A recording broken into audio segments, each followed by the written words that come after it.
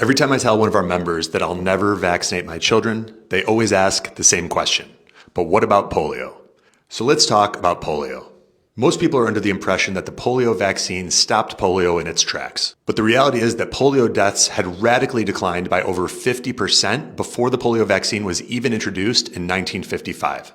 But this is far from an isolated incident. In fact, deaths from all common infectious diseases had decreased by over 90% before the associated vaccines were introduced. It feels kind of sneaky, doesn't it? Like, should these shots really be getting all this credit?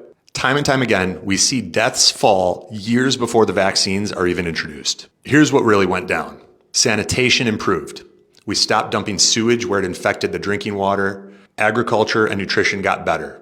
And we stopped spraying people with DDT and toxic pesticides, which I'll explain in just a second. Part of the problem is that most people have never looked into the story of what really went down with polio. But we can get a 30,000-foot view from the book, The Moth and the Iron Lung. DDT and lead arsenate were two of the most common pesticides used in the early 1900s. Farmers sprayed them on fruit trees, crops, and soil. Cities used them for pest control. Families used them inside their homes. Exposure was constant. Scientists later measured how these chemicals built up in people and found that body levels and polio both peaked in the years of the heaviest spraying. Levels dropped and polio deaths dropped when the spraying stopped. The pattern is undeniable. These pesticides did what toxic chemicals do. They stressed the liver, they irritated nerves, they even caused paralysis in some cases. They harmed animals in every lab that tested them. Simply put, they created the same symptoms commonly referred to as polio. Here's something else almost no one knows. Over 70% of polio infections are asymptomatic, meaning they have no symptoms at all. Think about that. This is what we call a diagnostic problem, not a disease problem. Let me explain. If 70% of people diagnosed with cancer had no tumors anywhere in their body, would you still call it cancer? Would you still tell them they need chemotherapy?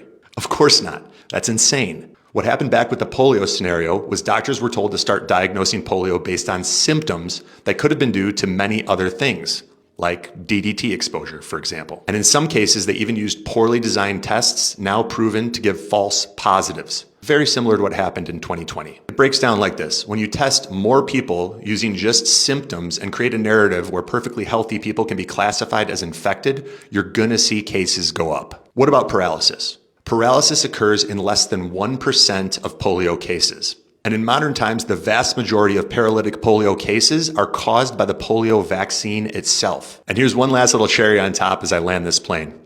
The polio vaccines currently in use in the United States contain ingredients including African green monkey kidney pus cells called SV40, which stands for simian virus 40 and is harvested from primates. SV40 is linked to cancer and a number of other chronic and degenerative conditions, including autoimmune disease. There's so much more to this story that will blow your mind. If you found this video interesting and you want more content like this, click the share button and follow for more.